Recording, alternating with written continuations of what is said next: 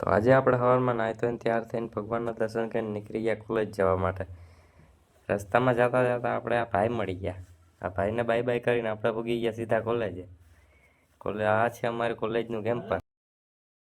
અને અહીં આવીને જોયું તો અહીં સફાઈ થઈ ગઈ હતી મસ્તીની. અહીં તો જો કેવું ચોખ્ખું કરી નાખ્યું, બાકડો અને બધું. પછી આપણે વહી ગયા સીધા વોલીબોલ રમવા. અને અહીં તો જો એ કંઈ નહોતું આવડતું. મને લાગે કે હવે મારે જ રમવા જવું. નાની તો જો ક્યાં દડો માર્યો છે. ચાલો હું જરાક રમતો આવું હો.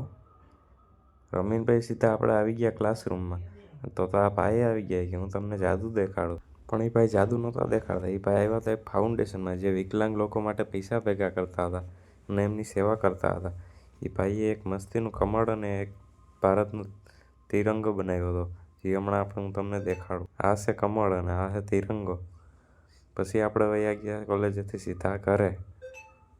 તો આજનો મિની બ્લોગ અહીંયા સુધી. જો તમને મજા આવી હોય તો સબસ્ક્રાઈબ કરો, લાઈક કરો અને શેર કરો. Thank you.